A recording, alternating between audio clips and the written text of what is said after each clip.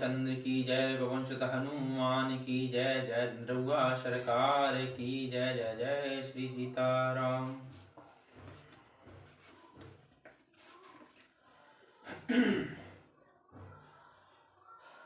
किए अमित उपदेश जहाँ तहाँ लोगन मुनि बरन। धीरज धरिय नरेश कहु वशिष्ठ विदेहसन। जहाँ तहाँ श्रेष्ठ मुनियों ने लोगों को अपरिमित उपदेश दिए और वशिष्ठ जी ने विदेह जनक जी से कहा, हे राजन, आप धैर्य धारण कीजिए। कवन सुकाज कठिन जग माही, जो नहीं होहि तात तुम पाही। जासु ज्ञान रवि भवन सिनासा, बचन किरण मुनि कमल विकासा। तेहि की मोह ममता नियराई, यह सिय राम सनेह बढ़ाई। जिन राजा जनक का ज्ञान रूपी सूर्य भव आगमन रूपी रात्रि का नाश कर देता है और जिनकी वचन रूपी किरणें मुनि रूपी कमलों को खिला देती हैं अर्थात आनंदित कर देती हैं, क्या मोह और ममता उनके निकट भी आ सकते हैं। यह तो श्री राम जी के प्रेम की महिमा है, अर्थात राजा जनक की यह दशा श्री सीता राम जी के अलौकिक प्रेम के कारण हुई, लौकिक मोह ममता के कारण नहीं। जो लौकिक मोह ममता को पार कर चुके हैं उन पर भी श्री सीताराम जी का प्रेम अपना प्रभाव दिखाए बिना नहीं रहता। विषयी साधक सिद्ध सयाने, त्रिविध जीव जग वेद बखाने।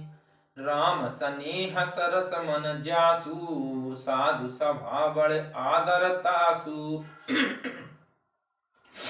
विषयी साधक और ज्ञानवान सिद्ध पुरुष जगत में ये तीन प्रकार के जीव वेदों ने बताए हैं।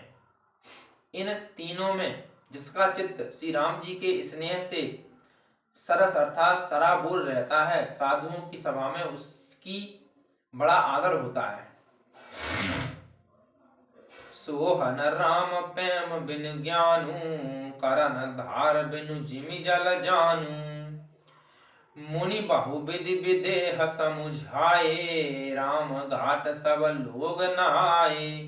श्री राम जी के प्रेम के बिना ज्ञान शोभा नहीं देता, जैसे कर्णधार के बिना जहाज शोभा नहीं देता।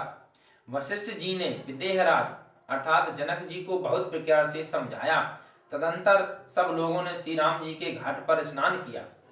सकल शोकम संकुल नर नारी, शोभा सरुबीतेउ बिनु बारी।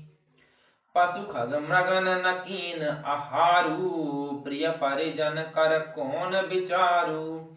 स्त्री पुरुष सब शोक से परिपूर्ण थे। वह दिन बिना ही जल के बीत गया। भोजन की बात तो दूर रही, किसी ने जल तक नहीं पिया। पशु पक्षी और हिरणों तक ने कुछ आहार नहीं किया। तब प्रियजनों एवं कुटुंबियों का तो विचार ही क्या किया जाए। कवन सुकाज कठिन जग माही, जो नहीं होहि तात तुम पाई। दो समाज निमिराजु, रघुराज नहाने प्रात। बैठे सब बट बिटप तर, मन मलिन कृस गात। निमिराज जनक जी और रघुराज श्री रामचंद्र जी तथा दोनों ओर के समाज ने दूसरे दिन सवेरे स्नान किया और सब बड़ के वृक्ष के नीचे जा बैठे। सबके मन उदास और शरीर दुबले हैं। कवन सुकाज कठिन जग माही, जो नहीं होहि तात तुम पाई। जे महिषुर दशरथ पुरवासी, जे मिथिलापति नगर निवासी। हंस बंस गुरु जनक पुरोधा, जिन जगमग पर मारतु सोधा। जो दशरथ जी की नगरी अयोध्या के रहने वाले और जो मिथिलापति जनक जी के नगर के जगन्नाथपुर के रहने वाले ब्राह्मण थे तथा सूर्यवंश के गुरु वशिष्ठ जी तथा जनक जी के पुरोहित सतानंद जी, जिन्होंने सांसारिक अभ्युदय का मार्ग तथा परमार्थ का मार्ग छान डाला था। लगे कहन उपदेश अनेका, सहित धर्म नय बिरति विवेका। कौशिक कही कही कथा पुरानी, समुझाई सब सभा सुवानी। वे सब धर्म, नीति, वैराग्य तथा विवेक युक्त अनेकों उपदेश देने लगे।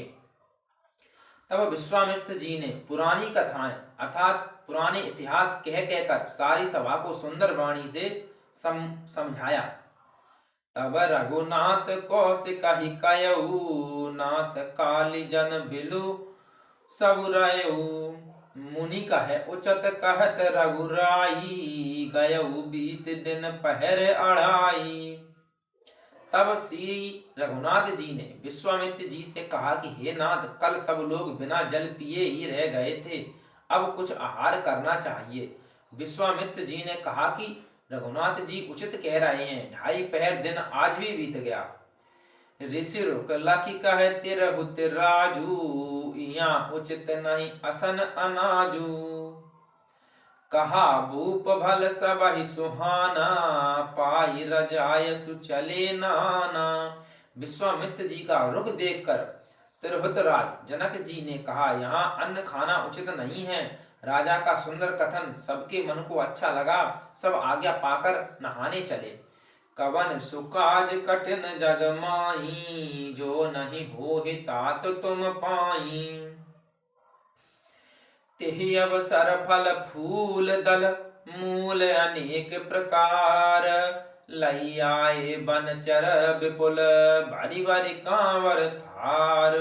उसी समय अनेकों प्रकार के बहुत से फल फूल पत्ते मूल आदि भैगियों और बोझों में भर भर कर वनवासी कोल किरात लोग ले आए। कवन सुकाज कठिन जग माई, जो नहीं हो तात तुम पाई। बोल सियावर रामचंद्र की जय, पवन सुत हनुमान की जय, रघुआ सरकार की जय। जय श्री सीताराम।